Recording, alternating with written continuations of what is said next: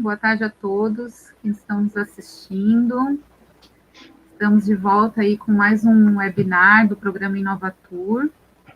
Dessa vez, a gente está com os representantes do trade turístico, dos setores de alimentação, bares e restaurantes, e da parte de transportadoras turísticas, e também teremos uma fala com relação ao papel e a importância das regiões turísticas nesse processo de inovação.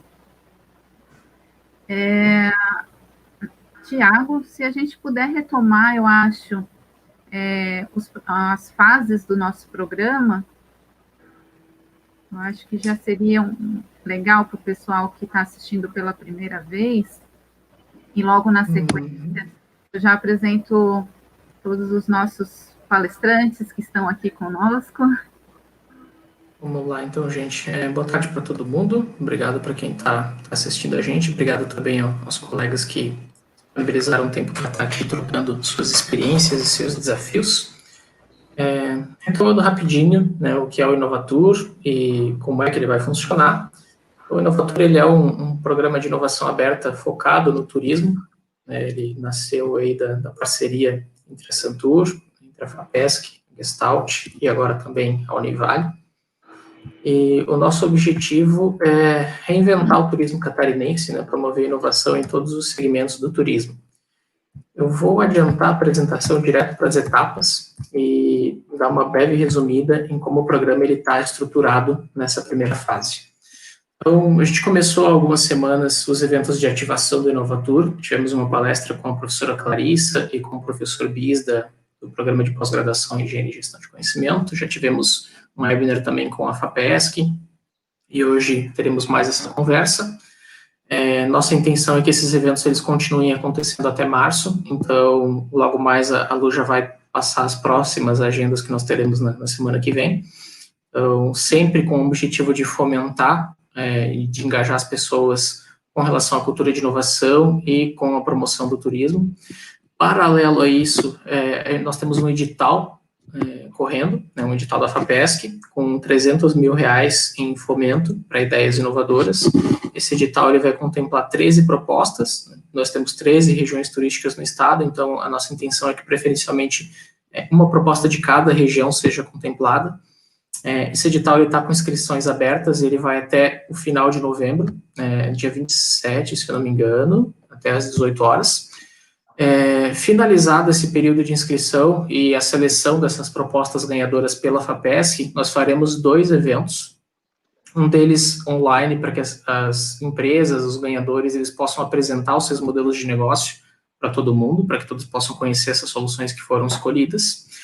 E presencialmente ano que vem, quando possível, faremos uma rodada de negócio para que todos possam se conhecer, para gerar um networking, para envolver o trade ainda mais e possivelmente ajudar essas empresas, esses projetos ganhadores a captar mais investimentos, a ajudar mais negócios com as suas soluções. Reforçando que o Inovatur hoje ele já conta com apoio, além da Gestalt, como realizadora da Santur, da Univale e da FAPESC, e tivemos também o apoio da Agência Insana, que fez a nossa marca. Lu, fica à vontade. Deixa eu interromper o compartilhamento aqui. Então, pessoal, como o Thiago colocou, a gente vai ter uma série de webinars até o final agora de novembro, uma periodicidade de 2 vezes por semana, nas terças e nas quintas, e nesse horário a partir das 5h30. Nas terças-feiras a gente está reservando o horário para tirar dúvidas e explicações sobre o edital, como foi nessa semana. Então, semana que vem, a gente vai ter um passo a passo de submissão da proposta via plataforma da FAPESC. Então, a gente vai estar abrindo isso online para vocês e explicando a forma e dúvidas, enfim, que as pessoas possam ter na hora de estar submetendo a proposta. Isso na terça-feira que vem. Na quinta-feira que vem, a gente retoma a conversa com o trade turístico. Hoje temos aqui presente, como eu falei, os segmentos de transportadoras turísticas e da parte de alimentação. Semana que vem teremos da parte de eventos e de agências de viagem. na outra semana a gente volta a anunciar quem serão os outros segmentos. Eu já queria também agradecer, então, o Pacheco por estar aqui presente, o Dabdab também, e o Marcos Arnold. Obrigada por vocês estarem aqui compartilhando as experiências de vocês. O objetivo desse webinar de Conversa com Trade é justamente para esclarecer e apresentar os desafios que esses setores, com toda a cadeia produtiva do turismo, vem enfrentando, não só pelo cenário que a gente está hoje, do contexto da pandemia, mas como estava antes também. Vou, então, apresentar o Pacheco.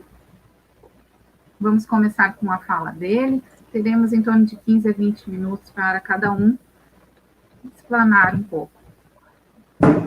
Newton Pacheco é administrador de empresas, tem MBA em Gestão de Transportes de Passageiros e também MBA em Gestão, Inovação e Tecnologia. É ex-presidente do Sicredi de Santa Catarina, ex-presidente da ETUSC, que é a Associação das Empresas de Transporte Turístico e Fretamento de Santa Catarina, ex-presidente do Sinfretusc, que é o Sindicato das Empresas de Transporte Turístico e de Fretamento Eventual e Contínuo do Estado de Santa Catarina, ex-CEO da VIP Class Operadora, atualmente é CEO da Forbus, diretor executivo da Buscop, presidente do Conselho da AETUSC e presidente do Conselho Estadual de Turismo de Santa Catarina. Então, Pacheco, aqui para estar dando alguma orientação para as pessoas que, porventura, estejam escrevendo as suas propostas ou queiram adaptar os seus projetos para submeter ao edital da FAPESC, a gente gostaria de ouvir um pouco sobre o setor, e aí o senhor, como representante dessa entidade de classe, né, de transportadoras turísticas, no caso terrestres e de fretamento, como é que está essas principais transformações, as inovações que o setor vem passando nos últimos anos, né, os principais desafios frente a essa ruptura aí do antes e depois da pandemia, e também quais as expectativas que o setor tem diante desse cenário. Então, por favor, fique à vontade. No final de todos, a gente abre para perguntas. Vamos lá. Primeiramente, boa tarde, Luana, Tiago, obrigado pela oportunidade, né? O Rafael e o Marcos, que já fomos colegas aí no Conselho Estadual de Turismo, né? E a todos que estiverem assistindo. São 33 anos no transporte de passageiros, no transporte turístico de passageiros, né? No transporte fretado contínuo e também alguma atuação na linha regular. O que eu posso dizer para vocês,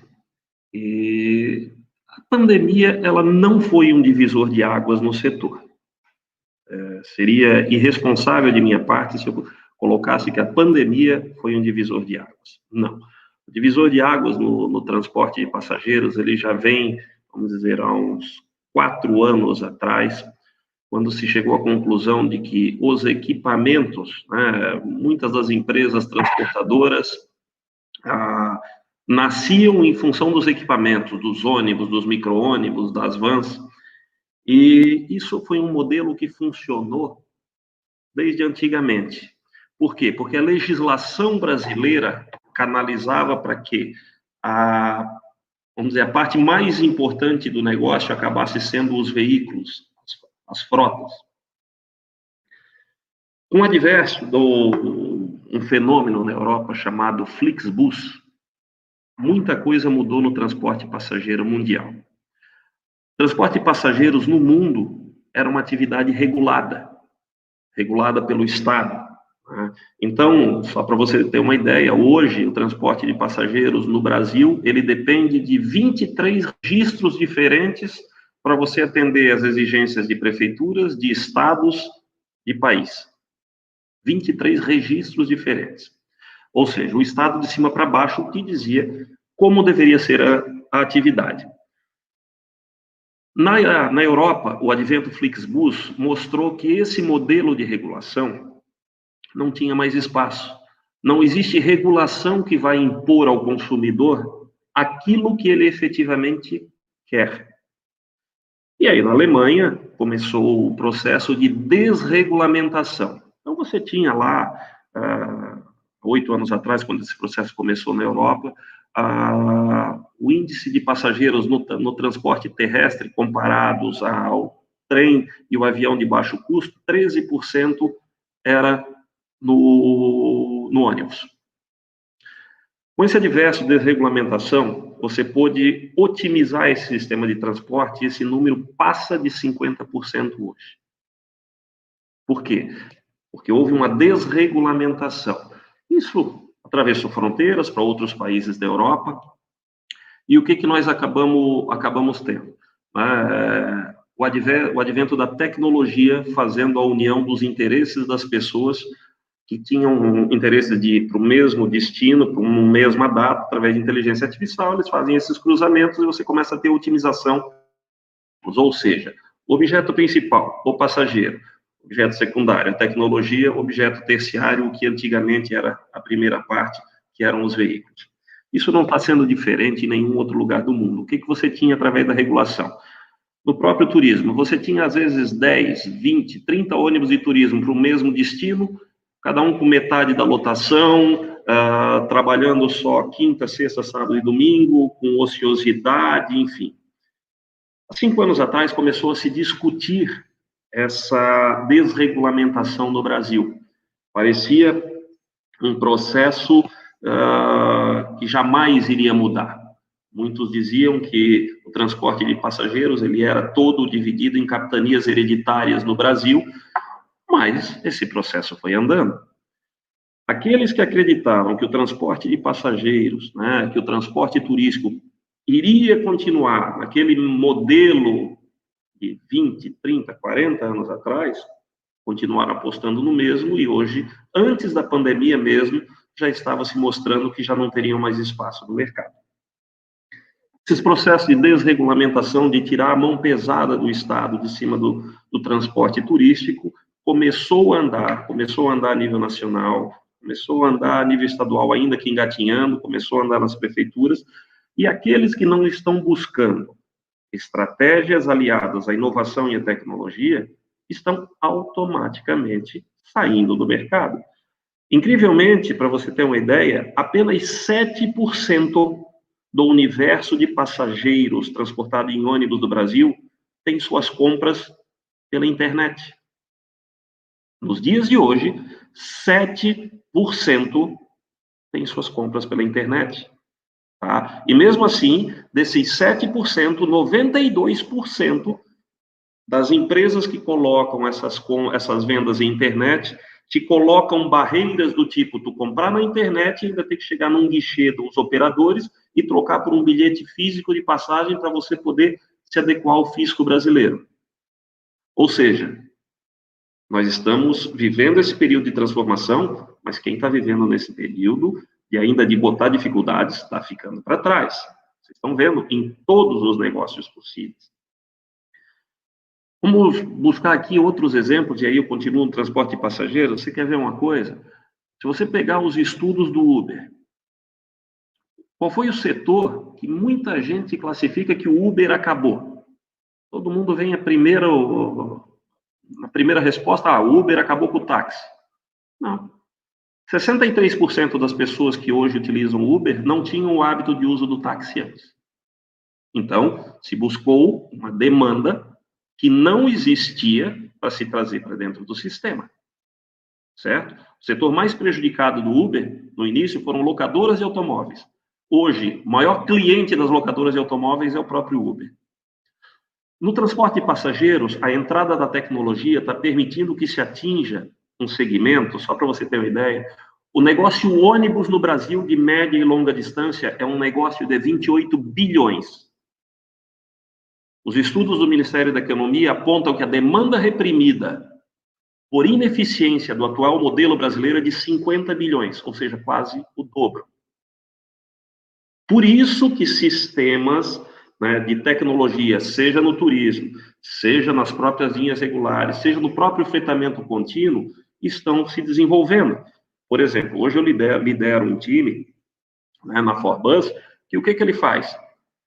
Basicamente, esse mesmo processo europeu hoje acontece no Brasil. Nós conseguimos colocar e reunir várias pessoas que têm o mesmo objeto de ir para um único destino, numa única data, ocupando aquela ociosidade que existia nos ônibus e reduzindo o custo para o passageiro de até 60% e aumentando a produtividade do veículo.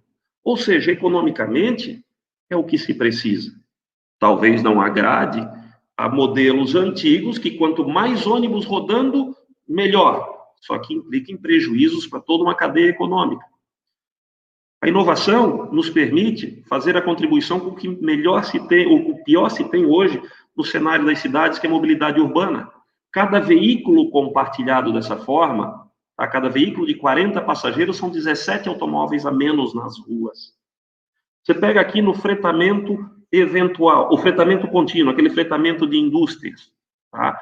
Os modelos de tecnologia hoje te permitem achar o ponto de equilíbrio entre o número de veículos necessários e as rotas ideais para os trabalhadores, fazendo com que os contratos sejam o mais barato possível na indústria e o mais rentável possível para os veículos. Transporte urbano. E aí a pandemia veio para ser a pá de cal em cima desse processo todo. Não existe no Brasil hoje uma empresa de transporte urbano que não esteja quebrada. Primeiro, pela mão pesada do Estado regulando. A pandemia terminou de mostrar que isso não funciona mais. Você tinha modelos, pega aqui, na nossa região metropolitana, as empresas se obrigam a cumprir 100 horários por dia, independente de ter passageiro ou não ter passageiro. Um ônibus andando vazio, as pessoas pensam, a empresa está ganhando por isso. Mas quem está pagando? Dentro dos contratos, isso vai ter que ser pago, você vai ter que fazer um equilíbrio econômico. Agora os ônibus voltaram a rodar, não tem passageiro dentro. Esse equilíbrio econômico vai ter que ser feito no final do ano. Então não se sustenta mais esses modelos. O transporte de passageiros, o transporte turístico, ele passa a ter que ser pensado através de tecnologia, através de inovação e sob demanda. Não se justifica mais nos aeroportos você ter, às vezes, lá 20 vans saindo, cada van com 2 passageiros com um mesmo destino norte da ilha aqui. Como eu disse, o veículo não é mais a ponta do negócio. A necessidade de deslocamento das pessoas passa a ser a ponta. Então, a pandemia, ela não foi o divisor de águas. O divisor de águas se deu lá atrás. A pandemia, ela foi a pá de cal em quem não quis acreditar que essa mudança ia chegar. Eu costumo brincar que, antes da pandemia, você tinha, parecia uma corrida de Fórmula 1. Você tinha as empresas que se adaptaram a essas tecnologias, essas inovações, andando lá na frente. Aqueles que quiseram manter no passado, aqui atrás, disputando posições. Veio a pandemia, parou todo mundo. Ou seja, quem tinha recursos, queimou na pandemia. Quem não tinha, já ficou para trás. Entrou o Pace Car, que foi a pandemia, igualou todo mundo. Quem tiver inovação, quem tiver estratégia e quem soube se posicionar, economizando recursos para essa nova largada e efetivamente buscou na tecnologia e na inovação esse reposicionamento, é que vai dominar o mercado daqui para frente. Prova disso que o quê? Aquele modelo em que só tínhamos 7% da internet, o que nós estamos vendo depois da pandemia? Uma corrida desenfreada pelos marketplaces, pelas iniciativas de vender o transporte turístico na internet, ou seja, essa curva vai se fazer agora a toque de caixa. Então, o que eu posso te dizer de transporte de passageiros? Aquela situação da pessoa que estava ali no celular, esperando o cliente chegar, que não pensou na mobilidade como sistema, está fora. Quem pensou em frota, quem pensou em veículo, está fora. A transformação ela se deu muito rápido e é para ontem. A largada se deu, os passageiros estão começando a voltar, apesar das dificuldades que o sistema, que o Estado criou, mas as empresas estão se adequando e quem está conseguindo inovar, quem está conseguindo pensar fora da caixa, pensar diferente, é que tem futuro garantido no mercado de transporte de passageiros. Isso não vai ser diferente em nenhum segmento do turismo. Nem em agência de viagem, nem restaurante. Acho que o Davidade vai falar de restaurante depois ali, mas você vê, o que se vê agora? Maior concorrência hoje, que pelo menos eu tenho visto, e conhecidos que tem nessa área, que a venda migrou toda para a internet, entendeu? Então, o nosso setor não foi diferente. Em pensar em inovação, em pensar em se adequar, e isso não é barato, a gente sabe que não é barato, isso não é da noite para o dia que acontece, é um processo complexo, mas quem se preparar para isso, está com o futuro garantido. Quem apostar no que tivemos até aqui, mais vale não botar as fichas na mesa. Obrigada, Pacheco, obrigada aí pelas suas palavras. De fato, assim, a transformação digital, eu acho que ela só veio acelerar depois desse período, né, que a gente passou e está passando ainda, né, mas eu acho que com certeza aí eu acho que já proporcionou alguns insights aí para as pessoas que estão assistindo e de como podem pensar, né, em melhorar também e ajudar, né, a parte de transportadores turísticos. Só para completar, assim, uma única informação da importância da inovação, eu posso te fazer um histórico. Em 33 anos atuando no transporte de passageiros, tá, e posso te dizer 23 como transportador, com transportadora própria, tá, talvez eu não tenha atingido os números que no projeto que a gente lidera atingimos em 45 dias em função da tecnologia. Nós somos de 0 a 100 mil usuários em 45 dias. É o que a tecnologia te proporciona. Quantos anos em números dessa forma? Do modelo antigo. Não, ótimo. Não são números muito expressivos mesmo. Sim. Muito obrigada, Pacheco. Valeu, gente. Então, agora eu vou apresentar o Rafael Dabdab. Teremos a fala, então, da parte de restaurantes, bares e alimentação no geral, né? Rafael Dabdab é presidente da Brasel Santa Catarina, que é a Associação Brasileira de Bares e Restaurantes, é membro do Conselho Nacional da Brasel, é empresário do segmento de gastronomia, sócio-gestor dos restaurantes Guacamole Cocina Mexicana e da Didi Steakhouse, além dos food trucks dos mesmos estabelecimentos aqui em Florianópolis. Por mais de 15 anos exerceu cargos executivos em empresas nacionais e multinacionais, sendo responsável pelas áreas de supply chain e comercial. Lecionou a disciplina de logística no curso de graduação em administração de empresas das faculdades Decisão e Borges de Mendonça, aqui em Florianópolis. É graduado em administração de empresas, especialista em administração da produção e mestre em logística pela Universidade Federal do Rio Grande do Sul. Bom, Dabdab, está contigo. A gente queria saber, entender, né, se tu puder colocar aí pela sua experiência no setor de alimentação, os desafios que vocês vêm encontrando, o que pode orientar as pessoas que estão assistindo a escreverem ou a desenharem melhor as suas propostas de inovação. Enfim, quais as expectativas do setor, né, diante de tudo o que foi colocado aí, não só desse cenário, claro, aí de pandemia, mas antes mesmo, né, como é que o setor estava pensando essa questão de transformação e de inovação? Obrigada. Perfeito, Luana. Obrigado pelo convite. Prazer estar aqui com os colegas, compartilhando um pouquinho do que a gente vem vivenciando e aprendendo aí no setor da gastronomia. O setor da gastronomia, ele, desde 2018, ele já tinha um cenário bastante recessivo. Por que disso? Porque a alimentação fora do lar, na maioria dos estabelecimentos, está associada a um momento de lazer do consumidor. E o lazer, ele é um dos primeiros itens que a gente reduz no nosso orçamento quando a gente acaba tendo perda de poder de compra. E é isso que a crise de 2018 fez com a gente, né? O nosso dinheiro está valendo menos. Então, essa corrosão que houve no poder de compra, ele já teve impacto no setor. Quando chega a pandemia, e principalmente o lockdown de março desse ano, ele pega já um setor fragilizado. Então, o setor ele foi duramente impactado, porque o fluxo de caixa médio que o estabelecimento tem na ordem de 2 semanas, e a gente ficou aí mais de 40 dias aí fechados, e principalmente assim, o auxílio que chegou do governo com relação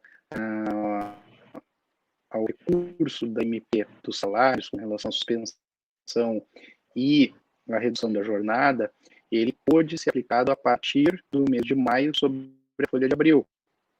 Mas no início de abril, os restaurantes tiveram que pagar uma folha de salários cheia, sendo que eles tinham tido só 2 semanas de faturamento. Além disso, a gente lida com uma matéria-prima perecível, então houve perda de estoque. E no momento da reabertura, você tem que recompor esse estoque. Então, o fluxo de caixa ficou bastante comprometido.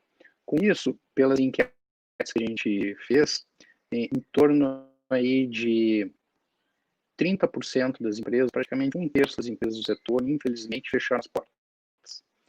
1/3 das empresas, elas estão com um nível de endividamento elevado. E 1/3 das empresas tem algum tipo de diferimento, né? Então, basicamente, assim, se a gente for fazer uma analogia, 1/3 do setor morreu, 1/3 está na UTI e 1/3 está na enfermaria. Então, é um quadro bastante dramático. E ele é bastante dramático justamente porque é um setor que já estava fragilizado e não houve um auxílio financeiro específico para os setores que foram mais atingidos ou que tiveram mais restrições, né? Em torno de 40% dos trabalhadores aqui do estado perderam seus empregos. Isso é um número aí próximo de 45 mil pessoas. É um impacto muito grande, é um impacto não somente econômico, mas é um impacto social também. Então, esse é o contexto. Hoje, em média, um estabelecimento está faturando em torno de, num restaurante à la carte, em média, de 50% a 60% do que seria o volume normal. Se é um bar, por conta das restrições, em torno de 40% a 50%. Se é um estabelecimento de lanchonete, de fast food, na faixa de 70% a 80%. Então, a gente vê que o processo de recuperação é um processo que está acontecendo de forma lenta. É importante lembrar que as restrições do setor ainda estão vigentes, elas reduzem, em média, a capacidade instalada de atendimento a clientes na ordem de 50%. Então, o cenário de 2021 vai ser um cenário de recuperação, vai ser um cenário de recuperação lenta, ainda de mortalidade do setor. Então, assim, qual que é o cenário que a gente vai para 2021? Um cenário onde soluções inovadoras que vão aumentar a receita, reduzir custo e aumentar a presença digital dos estabelecimentos vão ter muita aderência, né? Porque o setor precisa, né? O grande desafio é justamente equilibrar essa relação aí de receita e despesa. O setor tem as principais despesas aí com própria matéria-prima, né? E vem um ambiente aí de muita pressão de aumento de custos e dificuldade de repassar. Outro custo relevante do setor é a mão de obra, justamente por ser um grande empregador. Então, soluções que possibilitem, sim, automatizar, reduzir mão de obra, aumentar a produtividade da mão de obra, vão ser soluções aí que vão ter bastante aderência, né? E também a questão da digitalização do setor, do e-commerce do setor, que é o delivery. Então, a pandemia ela impulsionou muito o mercado delivery, acelerou o amadurecimento. Então, para vocês terem uma ideia, o próprio iFood ele teve gargalos de crescimento durante esse período, onde ele não tinha espaço para cadastrar mais restaurantes e onde, em alguns momentos, houve ausência de motoqueiro, né? A gente encontra hoje também no delivery uma variedade maior de gastronomias que a gente não encontrava antes. era praticamente lanche, né? E hoje você encontra até alta gastronomia no delivery. Porém, o delivery, no Brasil, principalmente, onde a gente tem uma plataforma praticamente 85 a 90% do volume transacionado e custos de transação muito altos, é um setor que ele ainda não tem regulamentação, que existe pouca concorrência e que o custo, muitas vezes, total da operação do delivery, o custo de embalagem é custo elevado, o custo da plataforma é custo extremamente elevado, ele muitas vezes inviabiliza a operação de delivery ou ele torna a operação de delivery pouco atrativa para o operador, né? Dentro desse contexto, as expectativas aí que a gente tem é que justamente assim vai começar a haver regulamentação aí do setor do delivery, né? Principalmente com relação a questões de norma de vigilância sanitária. Inclusive, Santa Catarina é o primeiro estado a ter uma normativa da Secretaria da Saúde com relação a isso, porque da mesma forma que alavancou muito o setor do delivery, alavancou muito também a venda clandestina de alimentos através do delivery, onde o consumidor não tem uma segurança de que aquele estabelecimento que ele está comprando é um estabelecimento que atende normas mínimas de vigilância sanitária e que aquele alimento foi produzido respeitando aí as boas práticas. Então, vai acontecer esse amadurecimento, tende também a outros players de marketplace entrarem na parte da alimentação, o próprio Magazine Luiza já anunciou isso, né? E esse aumento de concorrência vai ser muito saudável para o mercado. Ao longo desse período, surgiram diversas soluções de tecnologia, principalmente soluções voltadas ao delivery, porém, na grande maioria, soluções muito pontuais, muito micro, o que acaba sendo um problema. Então, por exemplo, vamos imaginar que você é dono de um restaurante e para você ter um cardápio digital, né, para ter o touchless, você tem uma solução de um fornecedor. Para você ter o seu white label de delivery, seu canal de venda próprio de delivery, você tem uma outra solução de tecnologia. Para você ter um gerenciador dos reviews da sua presença digital, você tem um outro aplicativo. Para você ter o seu PDV, você tem um outro aplicativo. Para você ter o BI, você tem um outro aplicativo. E muitas vezes isso acaba sendo um problema porque eles não se comunicam, eles não se conversam, e você acaba não tendo uma integração total deles. Como, por exemplo, poxa, eu ter um CRM, eu tenho que ter um CRM que ele vai contemplar tanto o meu cliente online quanto o meu cliente offline, né? O ideal é que ele já esteja conectado com essa plataforma, né? Então, o amadurecimento aí da área de inovação, a gente acredita que vai passar muito para a gente ter soluções mais integradas e que contemplem toda a jornada, toda a experiência aí do consumidor. Por fim, comentar que a visão de futuro da Brasel quanto entidade, que nesse dia 25 de novembro a gente vai estar completando 25 anos, está muito pela inovação, pela digitalização, não só do mercado, mas da própria entidade. E a gente lançou em setembro desse ano o SIGA, que é o Centro de Inovação e Gastronomia da Brasel. O SIGA é o primeiro habitat de inovação 100% voltado para o mercado de food service. E ele atende desde a indústria, passando pelo distribuidor, até o consumidor final, passando pelo restaurante. Então, dentro do mesmo espaço, você tem todos os elos da cadeia.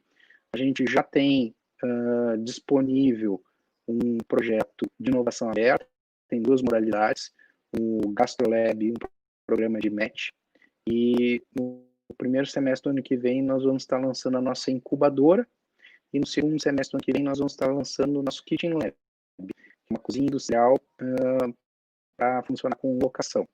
Então, se você quiser saber mais informações, aí é só mandar um e-mail para o siga@soabrasel.com.br.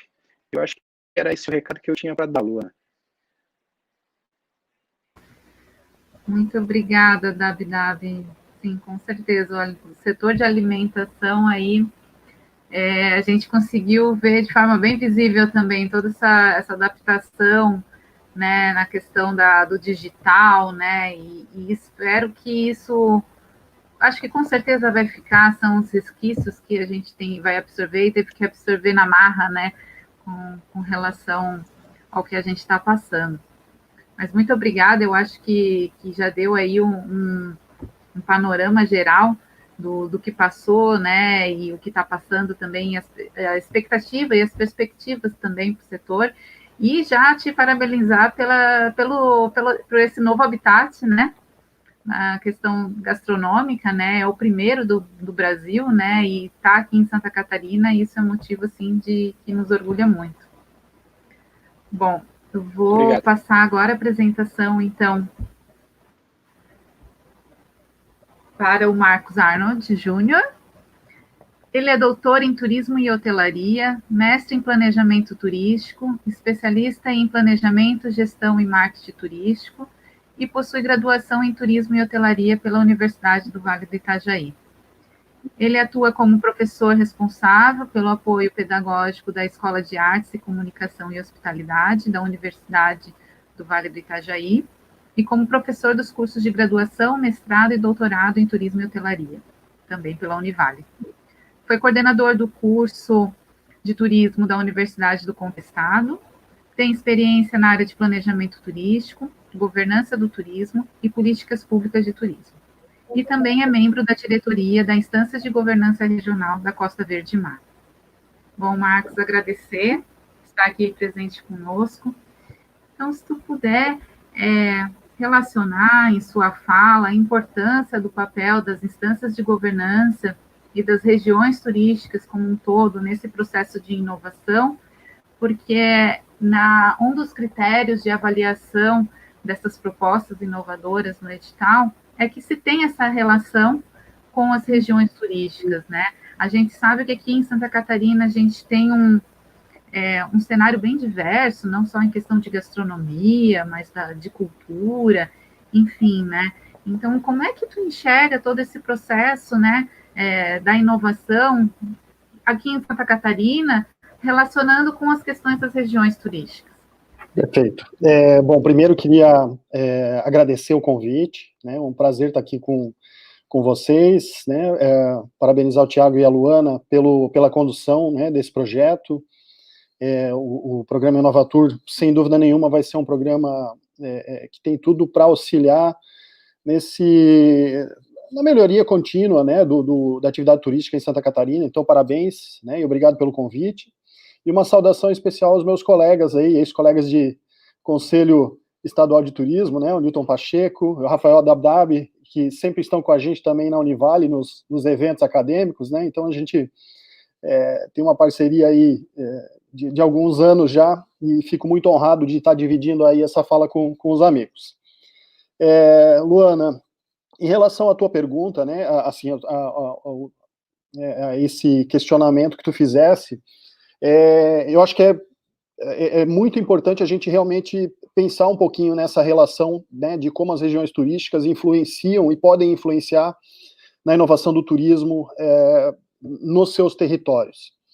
Só fazendo um breve resumo, o programa de regionalização do turismo, ele está acontecendo mais ou menos desde 2006, né, em Santa Catarina a gente tem a efetivação mesmo ali por 2007, 2008, com a implantação das primeiras instâncias de governança regionais, né, os primeiros fóruns de turismo, enfim, é uma história, né, que se a gente for olhar para trás, se a gente contar em anos, parece não ser muita coisa, mas se a gente pegar toda a história que já foi criada ao longo desse tempo, e todo o fortalecimento que a gente já conseguiu na construção dessas instâncias de governança, né, na construção desse processo de regionalização, a história de Santa Catarina é belíssima e eu diria que exemplar para o Brasil, inclusive. Né? Eu sei que a gente não pode ficar rasgando muito confete, mas a gente tem uma história bem interessante quando a gente fala de regionalização. Né? Então, ainda contextualizando, a regionalização do turismo, ela é uma política, né, que surgiu depois do Programa nacional de municipalização do turismo. Então a gente tinha um momento em que o Estado brasileiro pensava no turismo dentro dos seus municípios, né? Se os municípios tivessem, se eles entendessem que tinham um potencial turístico, eles podiam fazer parte desse programa. Mas ao longo do tempo a evolução do pensamento foi mostrando que era muito mais fácil você conseguir o desenvolvimento turístico em uma região do que num município isolado, né? Então o processo de regionalização ele é um processo já bastante comum na Europa, e no Brasil, então, a gente tem, né, como eu falei para vocês ali, desde 2006, 2008, a gente tem esse fortalecimento, essa entrada, né, desse novo paradigma de gestão, inclusive, né, porque a gente começa a ter que pensar não só no meu município, no sentido de pensar nos meus limites, mas eu preciso pensar também em como que eu vou completar, né, o meu produto turístico com o que o meu vizinho, o município que faz divisa com a minha cidade, né, o que ele tem para contribuir, o que a gente pode complementar. E aí, eu juro que eu tentei não soltar os meus queridos, tá, mas meus queridos está comigo. Então, e aí, meus queridos, né, a gente tem essa ruptura de que a gestão política ela não pode mais pensar simplesmente na cidade, ela tem que pensar na região, né? Ela começa a ter que dialogar com outros gestores, com outros partidos, né? E o processo de governança que é instituído para essa formação da regionalização, em teoria, ele pede que essa gestão seja compartilhada. Então, a gestão pública, ela começa a ser compartilhada também com outros atores, né? Obviamente que se a gente está falando de turismo, talvez um grupo de atores que tenham mais interesse são os empresários, né? O empresário, ele precisa estar presente, ele precisa discutir o turismo também, ele precisa fazer com que a atividade turística aconteça naquela região para que ele possa colher esses frutos, né? Mas aí a gente tem também outros participantes que precisam estar nesse processo. No Brasil, a gente tem o Sistema S, a gente tem uma série de universidades, né? A gente precisa inserir nesse contexto também toda a fatia da população que de uma maneira ou de outra, influenciada pelo turismo, né? Então, a gente tem as associações de bairro, a gente tem as associações de classe, a gente tem outras lideranças, enfim, esse grande grupo como um todo, entende-se que é o grupo que precisa fazer parte de uma governança regional. Então, quando eu digo que a gente tem uma história bem legal em Santa Catarina, é que esse movimento ele já vem acontecendo há algum tempo, né?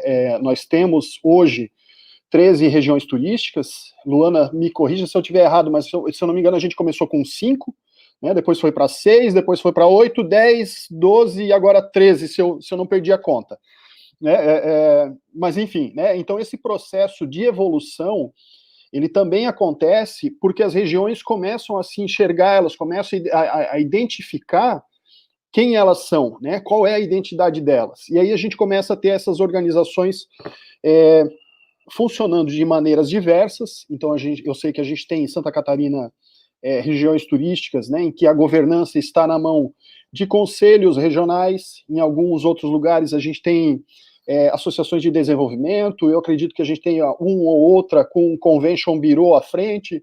Então, tu tem diferentes modelos, mas a intenção e o objetivo da governança é sempre a mesma. É fazer com que o processo de desenvolvimento do turismo possa acontecer de maneira regional e unificar os esforços de todos os participantes para que se possa buscar os mesmos objetivos, né? Então, busca-se a convergência, é fazer com que o poder público está trabalhando seja aquilo que a comunidade precisa, aquilo que os empresários precisam, né? Então, a gente estabelece um diálogo com a formação de uma governança regional forte. A gente consegue, inclusive, reverter algumas dificuldades que a gente tem, por exemplo, no processo de troca partidária, de troca político-partidária, né, quando a gente tem eleições. Ora, se eu tenho uma governança que ela é composta pelo poder público, mas ela tem um componente muito grande da iniciativa privada, né, enfim, do terceiro setor, nós vamos ter uma série de pessoas ali que não trocam, independente de quem está no poder, né? E aí a gente gera um fluxo contínuo de ideias, um fluxo contínuo de trabalho que tende a fortalecer o desenvolvimento do turismo. voltando agora, depois dessa contextualização, né, que é um resuminho de toda a história que a gente tem, né, Luana? Mas qual seria o papel, então, hoje, da governança do turismo, das regiões turísticas de Santa Catarina, dentro desse processo de inovação? Bom, ainda falando da política, né, nós estamos dentro da vigência do Plano Nacional de Turismo 2018-2022, né, e, assim, uma das coisas que a gente tem que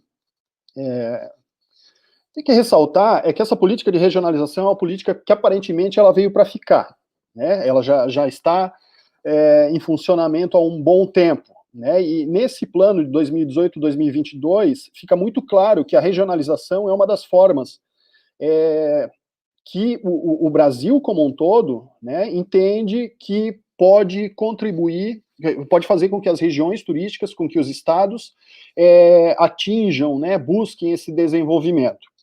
E aí uma das coisas que chamam a atenção, bem no comecinho desse plano, do plano nacional, ele fala muito sobre a importância da regionalização e das pessoas, né, dos grupos que participam dela.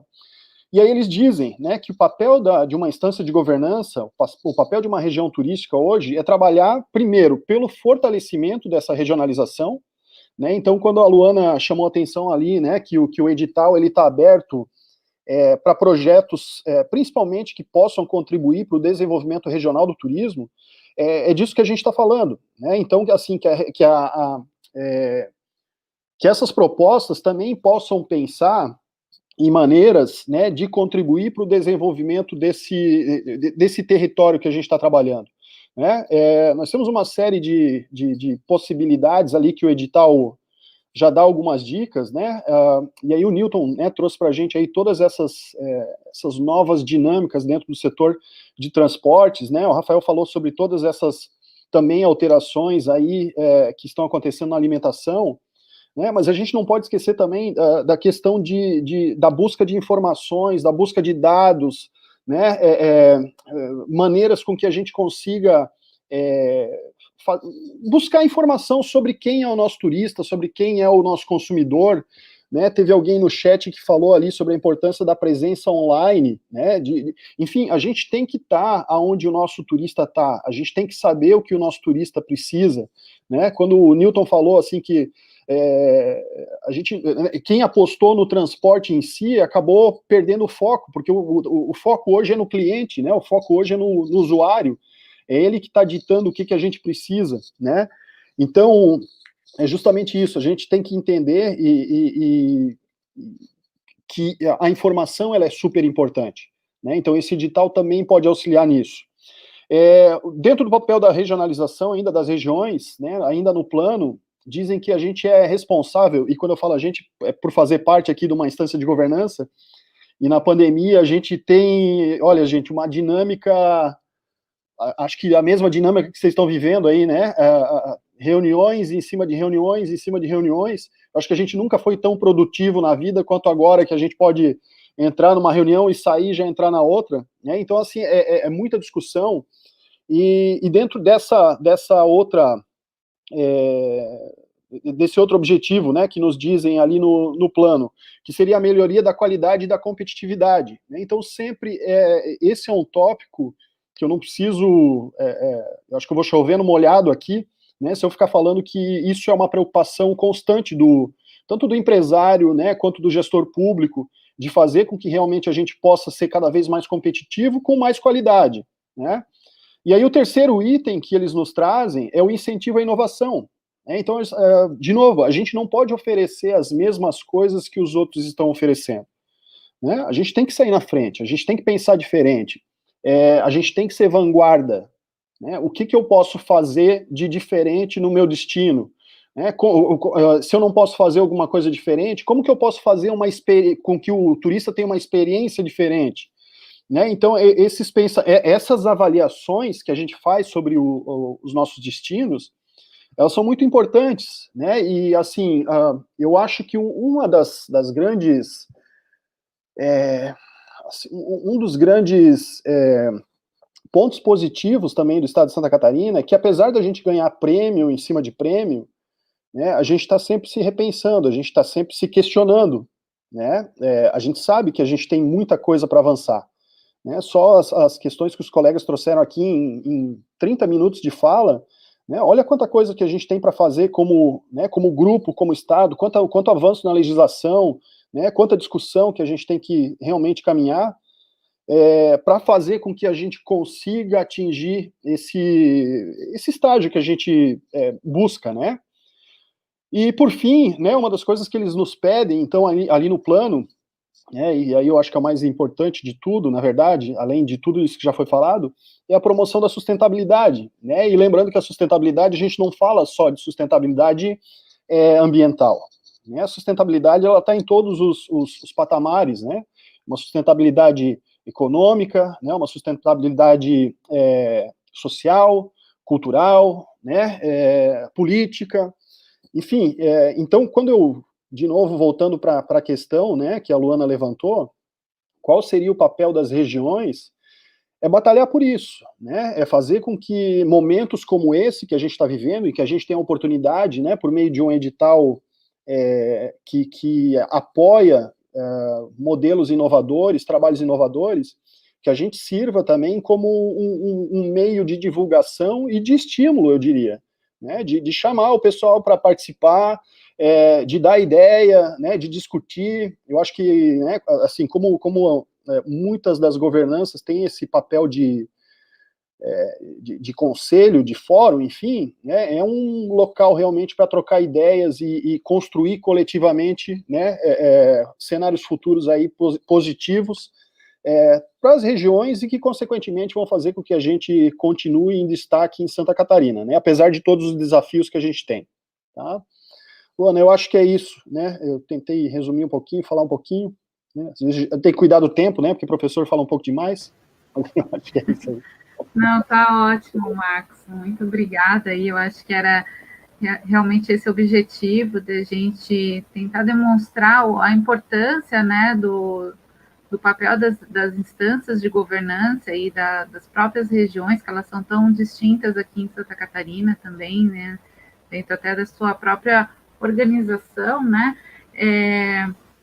e está demonstrando isso até para as pessoas que estão escrevendo essas propostas, que não necessariamente são da área do turismo, mas para entender esse contexto, né, como que o território de Santa Catarina é dividido, né, o porquê das 13 regiões, dessa política que tu colocou, né, para a gente, às vezes, que trabalha com o setor, é muito óbvio, né, mas aqui o que a gente está trazendo é para ajudar também as pessoas que não são do turismo também a estarem entendendo todo esse contexto. Obrigado a vocês. Muito obrigada. Pessoal, a gente já está chegando nos minutos finais. Eu queria só reforçar que o programa, o Inovatur, ele é o primeiro programa de inovação do turismo focado, né, específico para o turismo, onde a gente tem um edital de aporte aí de 300 mil para 13 propostas inovadoras.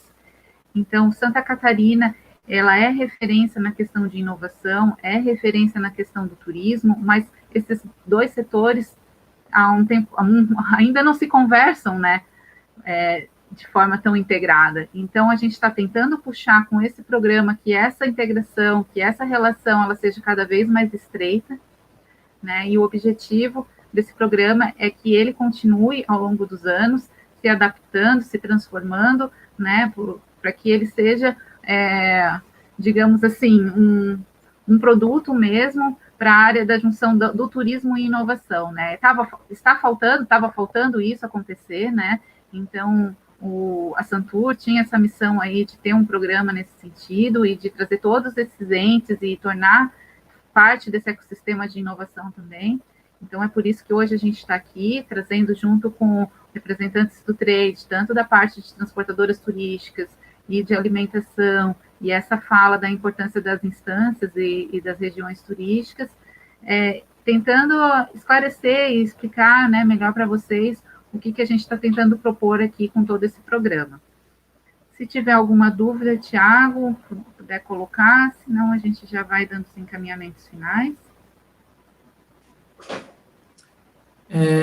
Se alguém tiver pergunta, gente, pode mandar no chat. Eu vou aproveitar esse momento até para tentar fazer uma pequena síntese das falas, porque eu vi que elas estavam muito bem sincronizadas no sentido de os impactos que cada setor teve, até por conta da pandemia que foi citada, e as necessidades que eu vi tanto na fala do Dabdab quanto na fala do Pacheco, e também agora na fala do Marcos, eu acho que elas caminham para uma mesma direção, né? E deixando uma provocação, quando a gente fala de impacto de pandemia, de impactos de qualquer tipo de crise, o Dabdab até citou as outras crises que geraram inovações anteriormente, né? A gente pode ver no histórico de todas as grandes inovações que elas sempre aconteceram nesses momentos. Então, se você pegar, por exemplo, a criação da Nutella, foi porque durante o período de guerra não tinha mais cacau disponível na Itália. Então, o italiano lá que criou a Nutella, ele usou avelã. Se você pegar, por exemplo, a primeira, o Dabdab citou a questão da locadora de carros, da locadora de automóveis, né? A primeira grande locadora do país, que foi a Localiza, ela surgiu do meio da crise da gasolina. O preço dos carros baixaram e o fundador do Localiza comprou uma pequena frota de Fuscas. E quando normalizou o preço do combustível, o cara tinha uma locadora de veículos para rodar e ninguém tinha carro porque todo mundo tinha se desfeito do veículo. Então, eu acho que esses ciclos eles vão se repetindo, né? Em diversos segmentos também. E aí, indo de encontro ao que vocês falaram, por exemplo, a Davi citou muito a questão da necessidade de integrar diferentes sistemas, né? A necessidade de criar uma ponte, de ter uma API que conecte diferentes coisas, então de fazer essa integração. E o Pacheco, na fala dele, comentou muito da questão de você desmaterializar as coisas, de você focar mais no serviço, focar mais no objetivo do usuário e não tanto em ter a infraestrutura por si só. Isso vai muito de encontro a um conceito que a gente tem, que é um conceito que foi cunhado lá pelo pessoal da Singularity University, pelo Salim Ismail, pelo Peter Diamandis, que é o conceito de tecnologias exponenciais, de organizações exponenciais, né? É como conseguir gerar o maior impacto para o maior número de pessoas possível. E aí tem um framework que é usado, que é um modelo que eles chamam de 6Ds.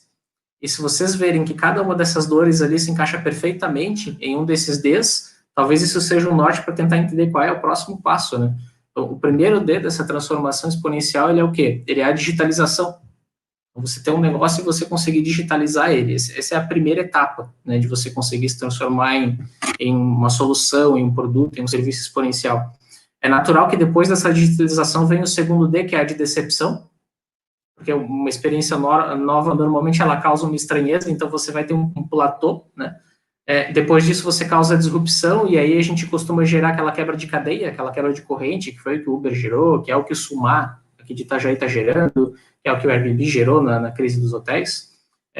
Depois tu passa por um período de desmonetização, que é tu encontrar outras formas de gerar receita, de monetizar, né, de forma indireta, e aí eu acho que isso vai de encontro até os novos modelos que os restaurantes estão precisando encontrar, que as próprias transportadoras estão precisando encontrar, para chegar para os últimos dois Ds, que são a desmaterialização do serviço, é você pensar ele sem precisar ter ele fisicamente, né, e a democratização disso, porque se você desmaterializa, se você desmonetiza, você consegue democratizar. Isso não quer dizer que você não vai gerar receita, que você não vai ganhar dinheiro com o seu negócio, mas você passou por uma série de etapas em que o alcance disso está muito maior do que estaria antes, então você não tem tantas crenças limitantes ali, o teu negócio ele consegue se expandir, né? E se vocês analisarem, faz todo sentido esse framework para essa realidade, para as falas que foram feitas. Queria tentar fazer essa síntese com um pouco de teoria, para ver se gera mais alguns insights. No mais, só agradecer pelas falas, eu acho que foi um aprendizado bem rico. Muito obrigado a vocês. Thiago, ótimo. Ótimo aí a tua contribuição com esses Ds aí. Faz a gente pensar também que todo ato de inovar vem de uma necessidade, né? E essa necessidade que a gente busca é para entregar valor para alguém, né? Então, acho que me remeteu à fala do primeiro webinar que a gente fez com a professora Clarissa, que tem essa questão, né? De a gente entregar valor para alguém, né? Seja ela numa experiência, né? Num serviço, num produto. Então, o ato de inovar também permeia nesse sentido, né? Então, acho que é isso, pessoal. Já queria agradecer todos aqui, Pacheco, Dabdab, Marcos, por estarem aqui disponível, estarem colocando a situação dos setores de vocês também, né? E a gente deseja aí que venha bastante propostas que auxiliem também o setor que vocês estão, né? E o turismo como um todo. né? Esse webinar ele fica gravado para depois as pessoas poderem assistir também. E no mais seria isso. Muito obrigada pela participação de todos. Se vocês quiserem deixar algum recado aí para o pessoal que está escrevendo as propostas, enfim.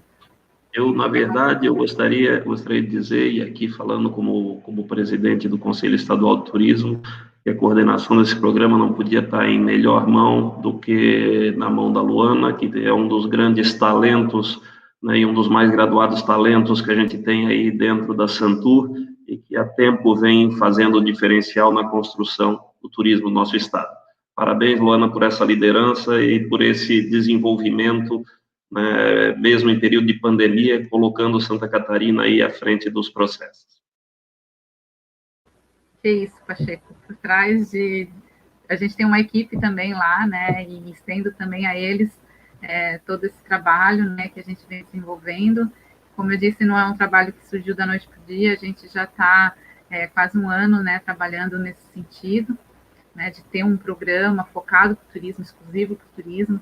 Então, é uma conversa que a gente tem que fazer com várias entidades, né, então, trazer eles também como parceiros, a gente também está aberto para que outras pessoas venham conversar com a gente, para aderir e deixar esse programa cada vez mais consistente, né, e robusto, digamos assim. Mas... Obrigada aí pelas palavras, né? E agradeço, então, a presença aí de vocês e a disponibilidade do tempo.